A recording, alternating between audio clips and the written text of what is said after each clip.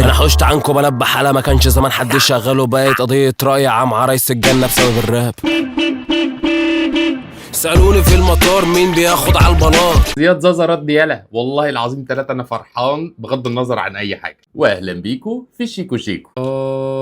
بقول لك ايه السين في الدلع منه، انا وانت مبسوطين، سيبك منهم هم فاهم، هم يحلوها مع بعض، بس انا وانت احنا مبسوطين على الاخر. طب يا صاحبي زياد زازا رد بلعبه حلوه عجبتني، مش التراكين، هنتكلم عن التراكين، بس فكره انه رد بتراكين. انا فاكر يعني على حسب ما انا حضرت راب، بس دي اول مره واحد يرد على دس بدسين في نفس اليوم، فلعبه حلوه، فاللعبه الحلوه نسقف لها. واحنا هنا نسمع راب، يعني احنا مش بنسمع ارتست معين. يعني انت لو شايف ان انا مع ابو الانوار براحتك، ولو شايف ان انا مع زياد زازا برضه براحتك. عايز تعرف انا مع مين؟ خش قلب في بروفايلي هتلاقيني مش مع حد خالص. انا مع انه الفن ده يفضل موجود، علشان كده بطلع اتكلم عن الحلو اللي في الفن ده، ما بطلعش اقول الوحش اللي في الفن ده، لان انا عايز الفن ده يكمل، وعايز الناس اللي مش فاهمه الراب هم اللي يحبوا الراب. انت لو بتحب الراب وانت علامه فيه يعني، وكلكم علامين، فخلاص المحتوى ده ممكن ما يبقاش ليك. انا عامل المحتوى ده علشان اقدر اوصل الراب لاكبر عدد من الناس ما بيسمعوهوش، فاهمني؟ تعالى بقى سيبك من الرغي ده، انا بس علشان على يوتيوب فانا واخد راحتي اكتر. قبل ما نبدا بقى، انت عرفت بقى لايكك وشيرك وسبسكرايبك، وعرف بقى ايه الناس كلها الله يبارك لك، علشان ايه؟ نقوم اليوتيوب، علشان انت بقيت مبسوط بالفيديوهات الطويله، والفيديوهات الطويله محتاجه دعم منك. نبدا بفتح كلام. فتح كلام يا صاحبي. ودي يا زوز. produced باي دهب وحد اسمه 15. 1 2 3 كارولين كارولا، الولد خاربها على صيد بابا، الناس عايزاها نار عايزة تشوف ماتشات، وده واحد لتاريخ والتاني جاي من وراه، كله هياخد فيها حتى اللي مغطيها. ابو الالواط على النت هيبطلها ازاي شوخيها، بتاع عروسة الجديدة اللي انا نفسي فيها، قلع لكم ملط الاشقية وصيتنا مين. البدايه غريبه شويه، 1 2 3 كارولين في ديس، فاهم؟ كانت غريبه شويه بالنسبه لي، بس مصطلح ابو الالواط عاجبني، كيف وداني يعني. وورد بلاي حلوه جدا ولايقه على ابو الانوار، وهم قاعدين بينافسوا بعض في ان مين فيهم اللي بيدعم المثليه اكتر، فهو خلاه ابو الالواط. فورد بلاي حلوه وذكيه عجبتني، اتعلق في الودان. لحد دلوقتي احنا ما عندناش حاجه توجع غير ابو الالواط. فانزي ما نخوش بيحبوني ويموتوا لي وما بياخدوش، انما انت بتدفع للفانز. عيال مرتضى كان سما مدفوع، يعني ادفع اكتر اخدهم منك اشيل مليون جربوع. عندي اخوات مش فانز شفت بعينك نفتح هو ابو الانوار بيدفع فلوس؟ ما بيدفعليش فلوس ليه طيب؟ بس دي حلوه من زياد زازا. حاجات في الباتل راب لو انت مش حاضرها قوي، يعني انه خلاص هو في حد نزل بدس، فانت بتحاول تفصص الدس بتاعه ده وتبتدي ترد على باربار وتقلبه عليه. هو رد على فكره لما ابو الانوار قال له فانزك راحوا فين، قال له فانزك راحت فين؟ نخت. فهو قال لي فانزو ما نخوش بيحبوني ويموتوا لي ما بياخدوش، انما انت بتدفع للفانز. عيال مرتزقه انسان مدفوع. هنا ابتدى يرد عليه، مش بحاجه توجع، بس هو بيقول له باشا انت كل الفانز بتاعتك دي انت دافع لها فلوس. وبعد كده قام منزل الستوري قال له اللجان شغاله الله ينور. لحد دلوقتي الدس ده في العادي بالنسبه لي فيهوش حاجه تعور غير ابو الالواط بالنسبه لي. عايز فانزك تموت لك ربي على ايدك انت مش بفلوس. يوسف حط راسه براسي شحتنا اخر الاسبوع. هل انت قد ابي يوسف؟ يوسف حط راسه براسي شحتناه اخر الاسبوع، ولا يوسف حد تاني؟ ولا يوسف مش قصدك ابي يوسف؟ ولا اصل لو قصدك ابي يوسف يا زوز تبقى انت ايه، لاعب لعبه حلوه هتبسطنا احنا، لان ابي يوسف لو دخل وسطكم يا لهوي اللي بيا زي نسبتي التك ده كسبانه مبلغ. ما انت لا بتعرف ثروتي انت زعل برجول على عمرك، كلها اموال حلال مش مقاطعه زيك كم. سامع انك بتمضي عيال ما تسرقهمش وحياتهم. ابيو كان فنان في الشركه، مفيش حاجه توجع. الكلام عادي، احنا بنرص كلام عادي. لو هتقل بيا زي نسبتي انت الكسبان يا مبلغ، ماشي. انت بترد على حته انه بيقول ان نسبتك قليله. ما انت لو تعرف ثروتي الان تزعل برجوله على عمرك، وكلها اموال حلال مش مقاطعه زيك يا مبهم. ما هو انا قلت لو اتكلمنا في المقاطعه ناس كتير قوي هتزعل، وانا مش حابب ازايد على حد في ايمانه بقضيه معينه. فالمقاطعه ومش مقاطعه دي كل واحد بينه وبين نفسه، هو مقاطع مش مقاطع، هو بيامن بالقضيه ازاي، ماليش دعوه بيها. علشان لو اتكلمت هقول لك ما اصل زياد ده عمل كذا وكذا وبيظهر في كذا والناس في البريك بتاع المسلسلات بيشربوا كذا، في تفاصيل كتير قوي يعني هنزايد على بعض فيها على الفاضي، فاهم؟ فالحته دي بالنسبه لي مش فاهم. وسامع انك بتمضي عيال ما تسرقهمش وحياة امك، ماشي. برضو بتوصي انه ابو الانوار بيمضي شباب جديد، علشان من الحاجات اللي انا شفتها على مدار السين ده، يعني اني ابو يوسف وابو الانوار عادي ممكن يعملوا فيتات مع شباب لسه طالعه بهدف ان هم يزقوهم. تعال نكمل. ابيو كان فنان في الشركه انا دلوقتي اللي فيها، يعني اشغل 1000 منكم وفلوسكم انا ليا فيها. انا اكبر واحد فيكم سبوتيفاي مش هيكدب علينا، في الكواليس تلقط حكى الفيديو كول اقول عليها ما قول عليها الفيديو كول، قول عليه. هنا حاسس ان في حاجه مهمه، جيت عند الحاجه مهمه وقررت ان انت ما تقولش. بتقول لنا الفيديو كول كان فيها ايه يعني؟ ما تبسطنا يا صاحبي، يعني بسطنا ووجعه. لحد دلوقتي مفيش حاجه توجع. يعني احنا وصلنا لحد فين في التراك؟ دقيقه كام؟ دقيقه. مفيش حاجه توجع غير ابو الالواط بس. لحد دلوقتي الدس بالنسبه لي حاجه حلوه مبسوط منها، ان زياد عامل ده. انا ما توقعتش ان زياد اصلا يرص الرص ده كله، فاهمني؟ ده غير الدس التاني. الدس التاني زياد عليه فيه قوي، بس لحد دلوقتي الدس الاولاني ده لحد دقيقه احنا في العادي مفيش حاجه، دس خفيف. تفهمش انت الكلام ده بيتقال يض اللي شبه، لما احب العب الشارع بقطوطه كميله زي ادلعوه شخلعوه اوريله القطه وجمال ليا وش زوز منين ده انت مهيج بلد بحالة محتار. لما حب العبها شارع بقطوطه كميله زيك ادلعه وشخلعه اوريله القطه ايه يا زوز؟ يا زوز انت انشف من كده يا صاحبي، فيوم يابا. في ايه؟ ما اللي حصل في الدس التاني ده كان لازم يحصل هنا. قطوطه جميله زيك ايه يا صاحبي في دسايه؟ الو ليا وش زوز منين ده انت مهيج بلد بحالة محتار البس قميص النوم ولا العبايه، اوقات كتير بسرح فيك لابس بنتي ان انا ما بقتش فاهم الميول. انا ما بقتش فاهم حاجه. دي حلوه توجع، حلو عجباني، بس في حاجه احنا مش فاهم. انتوا مين فيكم الوان غير التاني؟ يعني ايه ده؟ مثليه وش زوز ده انت مهيج بلد بحالها، محتاره البسك قميص النوم ولا العبايه، اوقات كتير بسرح فيك لابس تسرح ليه اصلا في يعني انت انت دماغك ليه بتروح هناك اصلا؟ يعني انت دماغك راحت هناك، دي حاجه توتر. فهيردها عليك، فاهمني؟ الحته دي شيلوها من الدس يعني. ان شاء الله لما ابو الانوار يرد، لان اكيد ابو الانوار هيرد، هو عارف اللعبه بتحصل ازاي. فلما يرد بقى ابعدوا عن الحته دي، عشان احنا ابتديت اقلق منكم بشكل عام. قول يا اسطى بصراحه ما بقاش بينا خبايه، بتسخن على زي ما قالوا اتمنى تكون حكايه، برضه العبيط هجيب عبيط.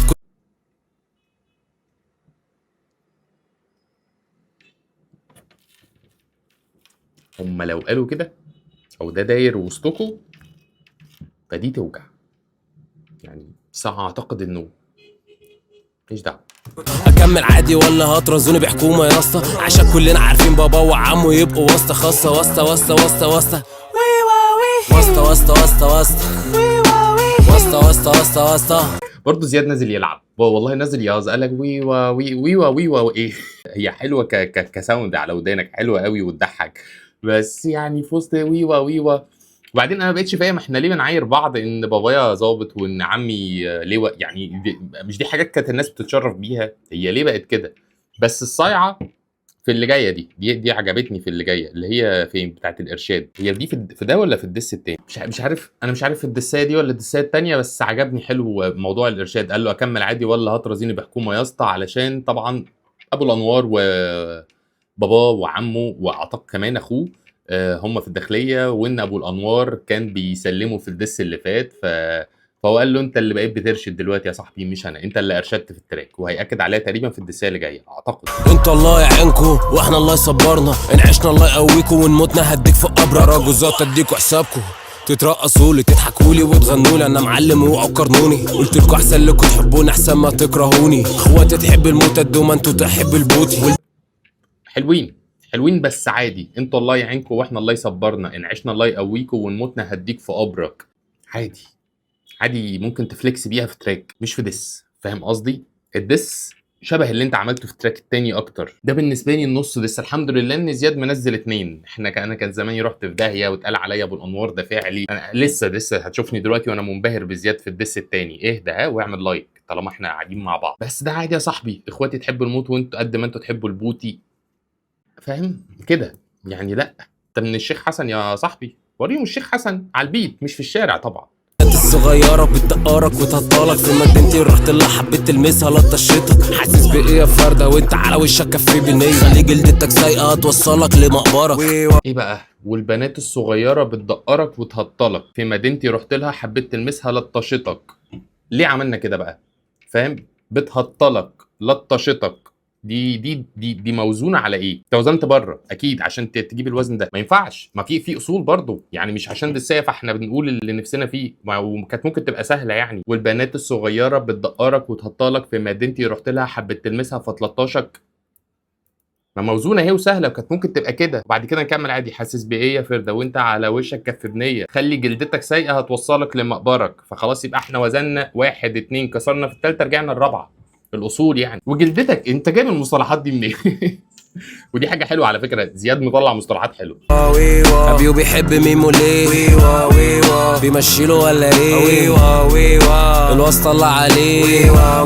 صنع ما اتحبس ليه؟ صنة برضو اسم حلو على سونس. صنة حلوه يعني. ابو الالواط وصنة هم اصيع حاجه لحد دلوقتي في التراك ده، لحد دقيقتين 29 ثانيه لحد دلوقتي. حلو. في رد على حسين هيحصل هيعجبني في طبعا الحاج ما يعرفش قصه الازازه، سرقتها انت معفن والجردات هنت حياتك. من ساعتها انت بتمشي في فخامه، ما كنتش اعرف ان هو ده السبب صراحه. انا افتكرت عامل نجم عادي وجايبك في الشرهنسه. انت لو تعرف. فهمت بقى ترك لما كنت بقول لك ايه موضوع الجردات ده؟ ما الراجل شرح هنا اهو، فاحنا فهمنا، فابتدينا نقول حلوه دي جميله، بس مش نيجي نقول ماشي بجرد. ما هي دي حاجه بينكم يا، كنت بعتها له فويس نوت. طالما قررت تنزل ديس شاركنا، فاهم قصدي؟ عشان ما كنتش بنتقد بهدف ان انا بنتقد وبس. فزياد ده اهو قال لك صح، قال لك طبعا الحاج ما يعرفش قصه الازازه، سرقتها انت يا معفن والجردات هانت حياتك. فواضح ان كان فيه يوم في مكان سهر حسب ما بيتقال من زياد زازا، انا مش باجزم ان ده حصل. العهده على الراوي. قال لك انه واضح ان كان ابو الانوار سهرانين في مكان وايده اتمدت على ازازه، فالجردات هنت حياته، ومن ساعتها وهو ماشي في فخامه اللي هو الجرد بتاعه الجديد. ده برضو حسب ما زياد زازا بيقول. في شرح للقصه صح غلط، ابو الانوار بقى يرد عليه، زياد يرد عليه، بس حد بيحكي لنا حاجه بيشركنا معاه، مش بيقول له فاكر يلا يوم الاربع الساعه 2 بالليل ويسيبه ويمشي. ما ينفعش، فاهم؟ دي ينفع تقولها له على القهوه، في ديس لازم تحكي لنا. انت لو تعرف انا ابقى مين في بلدي، ما كانش ده اللي اتقال. ما انت شاب مدينه نصر خالص وابن ناس كتير من الناس. صارت الكتف. دي حلوه قوي دي. ما انت شاب مدينه نصر خالص وابن ناس كتير من الناس. ابن ناس كيوت جميله، بس هي وورد بلاي. انت ابن ناس كتير من الناس. انا مستني ميمو قوي قوي، انا مبسوط يا ابني مش جودة ده اللي بتتذلل ويدخلك حفلات، مش جودة برضه جيت تقوله بليز خدني معاك. جودة تشهر اكتر واحد في الدنيا تقريبا في البيف ده يعني. يعني تحية لجودة، والله انت صاحبي خدت الصيت حلو قوي، وبيت روت فاهم يعني، اتعمل لها ماركتنج ببلاش. مبروك عليك. ناوي سيكا هنسترجل فوقك من ابي وخلافاته، عشان تعبان انت في دماغك ما حدش كمل معاك. ملأ البيت زي اللي وجعك عك ايه وهريني السؤال، انت غلطان في العنوان. انا زهقت، ما اعرفش انتوا زهقتوا ولا لا يعني. انا زهقت من الفلو زهقت في البيف يعني. زهقت في التراك ده قوي قوي، وكنت متضايق وانا بسمعه. قبل ما التراك التاني ينزل عمال اقول يا زياد يعني مش هلاقي حاجه اقولها، مش هلاقي حاجه علشان مش هلاقي حاجه، فاهمني؟ احنا لحد دلوقتي مش بنلاقي حاجه واجعه لحد دلوقتي يعني. لو ده كان بس فكانت كده هتبقى 2-0 لابو الانوار. سكه تاني نو فتح كلام جميع، هي حادثه ولا اتنين؟ بابا يكون هناك اذبح نفسي قبل ما ارشد اوعى. مت الوصول يا الوصول لطف هذا الكلام، اللي بيحصل منك انت فاهم المصروف. عملنا سويتش فلو على الفاضي، عملنا سويتشايه على الفاضي. من ورايا عملت محضر قصاد محضر والرجاله بتحضر، مسافة الطريق معديك وبقيت فيومة مبعر. خلعت التا اسبوع ونواصيك وصلنا تشا 3 ايام قدام الاستوديو محدش فيكو قادر يظهر الكلمات. داتا توجع. عملت محضر قصاد محضر والرجاله كانت بتحضر، مسافه الطريق معديك وبقت فيوم يا مبعر. من كتر الرجاله اللي جت في الفيوم المعادي اتقلبت فيوم. خلعت انت اسبوع ونواصيك يا صنة تشهد 3 ايام قدام الاستوديو محدش فيكو بيظهر. فواضح ان الرجاله بتاعت الفيوم مع زياد زازا فضلوا واقفين هناك في المعادي مستنيينهم، الرجاله ما ظهرتش حسب ما بيتقال. دي داتا مهمه تتقال ونستنى رد عليها. كده انت ابتديت تلعب صح، فاهم قصدي؟ الباقي ده كله بابا ظابط، ايش طب بابا ظابط ايه المشكله؟ فاهم يعني؟ مش حاجه يتعاير عليها زي ما قلت له اصل انت بتاع مدارس، او يعني ان هو متعلم كويس دي حاجه تعايروا بيها. اما فتحنا الكلام يبقى نقفله تمام. اصول يا راجل يا مظبوط مخصمين تخصيم رجال، يعني شفتك في مكاني اشيلك على دماغي يا اما اقتلك عندي ما طلعكش من مكاني. هنا نقل طبعا على سونس حسين وقال له طالما فتحنا كلام يبقى نقفله تمام. وقال له بيكلمه هنا في الاصول لو احنا مخصمين مع بعض احنا مخصمين تخصيم رجال، يعني انت لو جيت مكاني او انا جيت مكانك بشيلك على دماغي وبنسلم على بعض. يا اما حد فينا اللي يلاقي التاني حلال على التاني يعني. فبيقول له يا دوب خدوش بسيطه، انه كل اللي انت عامل بيه هيصه دي بالنسبه لي كانت خدوش بسيطه، انت ما عورتش يعني بالنسبه لزازا. كنت لو جدعان بجد ما كان زمان فليكسي موجود. حرامية في العقود، يا واكلين على الناس نقود، يا مايحين يا معفنين، يا جوز قرود ونص عقود. الجذر الاساس سابوكوا عشان عفنت القلوب. اللعبة دي كانت فليكس وفليكس خلاص ما بقاش موجود. وعملت يا جزء قرود ونص عود، يا جزء قرود اعتقد قصده على حسين ووينجي، اعتقد هما الاثنين اللي متبقيين، ونص عود اللي هو تومي علشان اعتقد قصير شويه لو انا فاهم صح. وبعد كده قال لهم الجذر الاساسي سابكوا عشان عفنت القلوب. اللعبه دي كانت فليكس وفليكس خلاص ما بقاش موجود. بيقول للمافيا انتوا كنتوا فليكس وفليكس خرج فما بقيتوش موجودين. ده اللي انا قلته لك على فكره في فيديو مين، والله ما بقيت فاكر انا قلت الكلام ده في فيديوهات ايه. انت عارفني بقى، انت معايا لسه، يالا اعمل لايك. ما بقاش موجود. وعملت ده لمصلحة الرب، انا عاد اخد فيكم اعدام، بس بقيت فنان كبير ما ينفعش العبها حوالي. مصلحه الراب الحاجه الوحيده اللي هسقف لك عليها في الدسايه دي انك عملت دسايه اصلا، وابو الالواط اللي فوق كانت لذيذه وبتاع عجباني يعني، هي لحد دلوقتي لسه معلمه في دماغي. فانت عملت ده لمصلحه الراب، ده حقيقه كويس جدا جدا جدا. قدر ده ما حصلش، فتح كلام تمام، انت فتحت معانا كلام، انا موافق. نخش بقى على اللي بعديه، تايم. وعجبني انك اخترت اسم تايم علشان ابو الانوار قال له تايم، قال له دي حاجه انت بقى ولا تعرف تايم دي معناها ايه ولا بتاع، فسمى له التراك كله تايم. لعبه حلوه من زياد، وزياد ذكي، انت قلتها بطريقه زياد شاطر والله. خش بقى زوز بقى حتته ملعبه. التراك اللي اسمه تايم الارت وورك بتاعه طبعا سائل شات جي بي تي تقريبا عن مين هي الشخصيه التابعه، اللي هو يقصد ابو الانوار ان هو تابع لابي يوسف. وطبعا احنا البيت مازال دهب و15.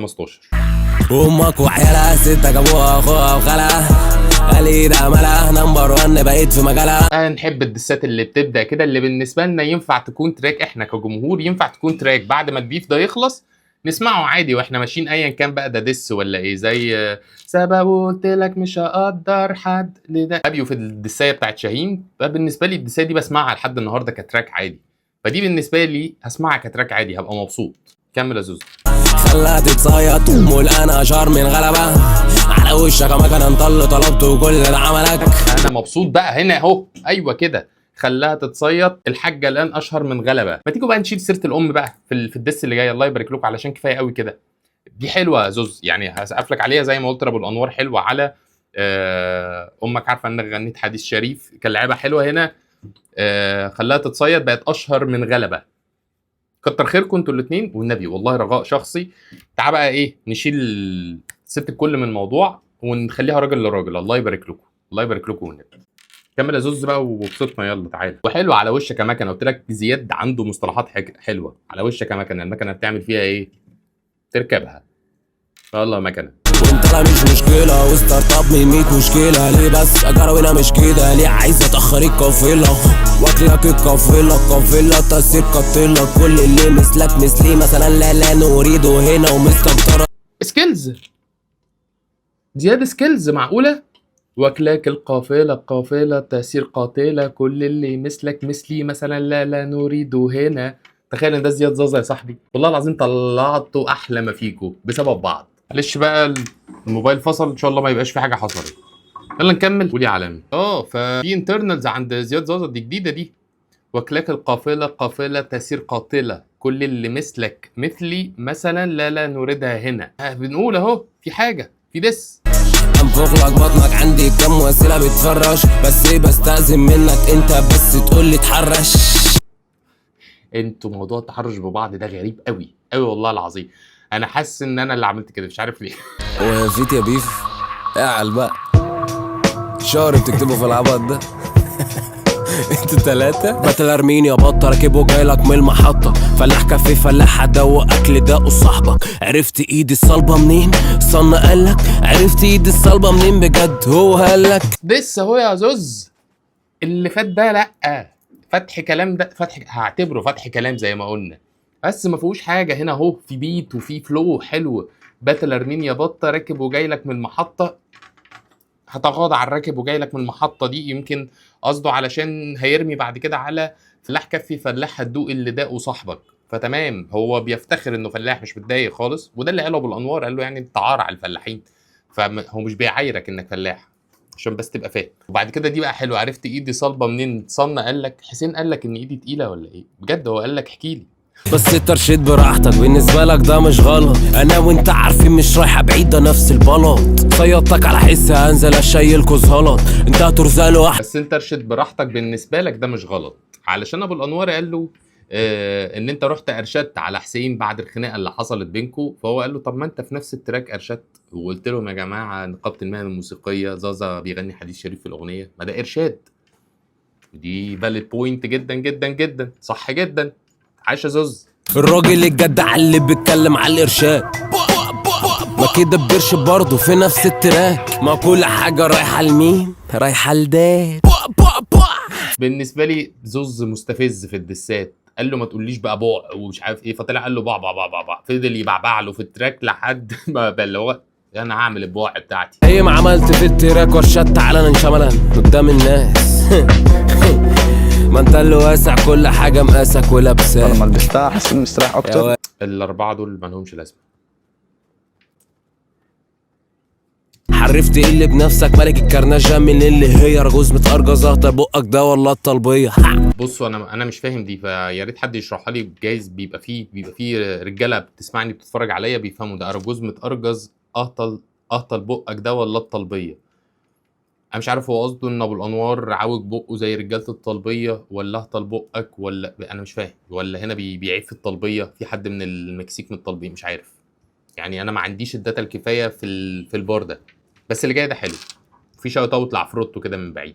ليه بتتكلم سكندري؟ هو انت اسكندراني؟ ما تتكلم لهجة بلدك كف نسيت ده لا مكاني. دول عاملين لك خرم كبير اوي في دماغك، صاحبي زي ما انت فاهم بيشطفكوا طالع نازل. الاوزان غريبه بس تمام. يعني بتتكلم سكندري، هو انت اسكندراني؟ ما تتكلم لهجه بلدك اوف نسيت ده لا مكاني. لا مكاني ده مصطلح حلو عجبني، زي مصطلحات اللا ديني والحاجات دي، فقال لك لا مكاني. هو ما عندوش حته بينتمي ليها، بيتكلم على ابو الانوار.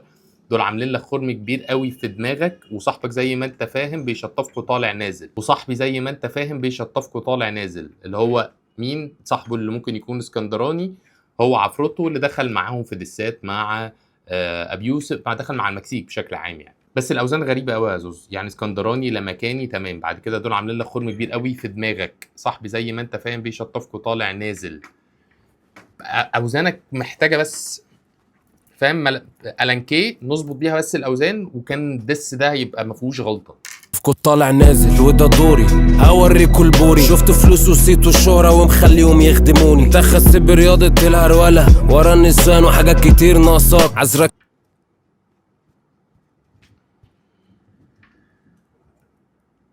ان اللعبة مش عادلة، هستفاد ايه كده؟ ده هتتخيط وهتتصيط، هتضيع لي وقت كده. بس هلعب علشان الناس عايزة تشوفك ميت، وهسمعك كلام ميت لبس عليه لباس مقاطع 5% مخ. ياد بتوزن ازاي يلا؟ ايه الوزن الغريب ده؟ مع ان اللعبه مش عادله هتستفاد ايه كده؟ كويس جدا. انت هتتخيط وهتتصيط هتضيع لي وقت كده، ماشي تمام. اوزان تمام بس مفيش بانش لاينز مهمه.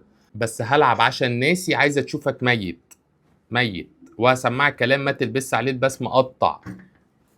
ايه ده والله العظيم ما قصدي اضايقه، والله ما قصدي اضايقه، بس في اصول ليه بنعديها؟ يعني ليه بنسخن على البيت فبنقول اي كلام؟ ما انت وازن. هل انت بتعرفش توزن؟ اكيد لا. هل ما بتعرفش تعمل الانترنالز؟ ما انت عامل انترنالز فوق. ايه دول وايه اللي كان في اللي فات؟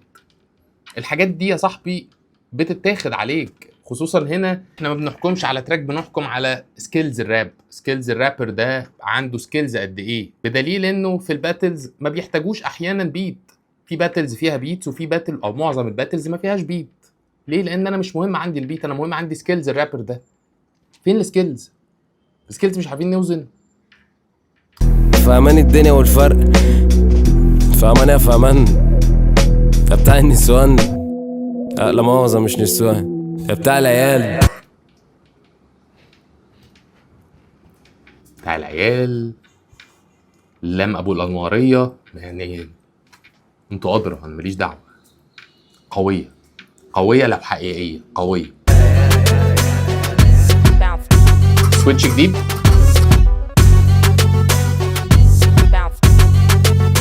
يونيفرسال شحتوا عشان ما جابش اللي خدوه، قلبه ماتوا زي وشه وقع قول من اخر دو. همبل بقى الكلام وارجع خد المصروف، هتجيب فلوس منين الحق اجري على ابوه. بدأ يتكلم عن شركة يونيفرسال انه خلاص ابتدوا يشحتوا بالانوار علشان ما جابش اللي هم دفعوه، بسبب ان البومات ابو الانوار واقعه بالنسبه له من اخر دور. ومش بالنسبه له بس، الالبومات الفتره الاخيره والتراكات بتاعت ابو الانوار الفتره الاخيره كنا بنقول انها مش اقوى حاجه، مش احسن حاجه بالنسبه لابو الانوار يعني.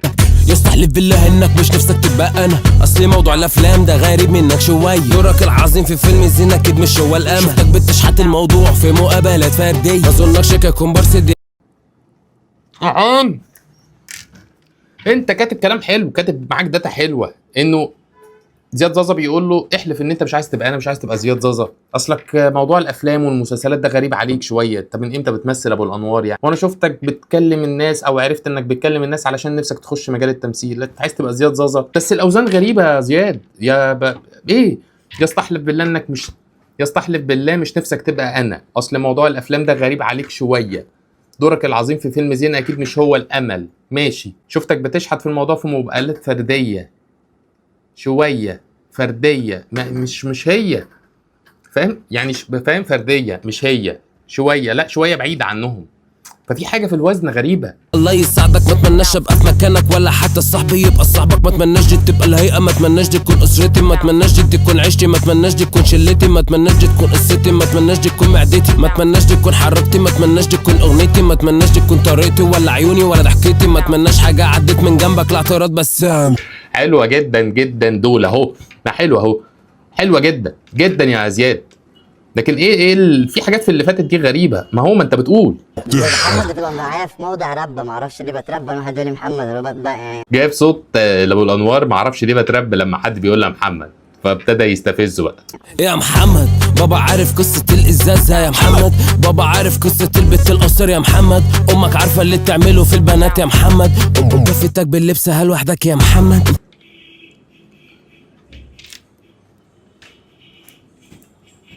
حلوين حلوين ويكيفوا، هنشيل منها الام بس ويكيفوا خلاص يعني. احنا قلنا بقى اللي جاي نشيل الام والنبي الله يبارك لكم، بس حلوين حلوين. بابا عارف قصه الازازه، طب بابا عارف قصه البنت القاصر، هو لو بابا مش عارف ما تعرفنا. امك عارفه اللي بتعمله في البنات يا محمد، حلوه. امك عارفه انك غنيت حديث شريف، طب امك عارفه انك بتدعم مثليين فانا. بابا عارف، طب بابا عارف، طب ماما عارفه. اللعبه الحلوه بنقول عليها حلوه هنا مع الراب بس. ايه هو دي تايم الوقت ايه يا محمد؟ ماشي مستفز جدا جدا جدا، طلع لسانه والله العظيم. صاحبي بالنسبه لي لعبه حلوه، واللعبه الحلوه بنقول عليها حلوه. نزل دسين وصاد دس، دي حاجه كويسه جدا جدا. الدس الاولاني بالنسبه لي ما جاش، ما حضرش حاجه كده، هنمسحها من التاريخ. الدس التاني فيه حاجات كتير حلوه، حاجات كتير قوي حلوه. وبالنسبه لان ده اول بيف يدخله زياد زازا، فالمستوى ده كويس، هيتطور مع السخونيه اللي هتحصل. لانه وانا بصور دلوقتي معجزه نزل ستوري ان الدخله بتتحضر، معجزه على البيت طبعا، فواضح ان ابو الانوار هيرد. اتمنى ما يردش النهارده علشان الحق انا همنتج دلوقتي وهنزل لك الفيديو ان شاء الله اول ما يخلص على طول. بس لعبه حلوه، تعال نعتبرها 1-1 علشان هي لذيذه. هي 1-1 عمل دسين، فلو كل واحد فيهم ادينا له نص فتمام، يبقى كده 1-1 حلوين جامدين، مقارنه بان الراجل ده باتلر والراجل ده اول مره يخش بيف. خناقه حلوه، خناقه حلوه ولذيذه. سيبوهم، ما تتقلعش وتنط، سيبهم خلينا نتفرج. يعني اللي ممكن يعمل كده ابيو علشان اسمه اتجاب، ده حقه يعني. الباقي ما حدش بقى يعمل حاجه دلوقتي لحد ما نتفرج. لو وصلت الحته دي في الفيديو يا صاحبي يعني قول لي حاجه تثبت ان انت كنت هنا يالا، وانا بحبك جدا. و يا ريت والنبي يعني ادعي باي حاجه، ادعي باي حاجه تيجي على بالك كده، الله يخليك، يكش ربنا يستجاب منك بقى.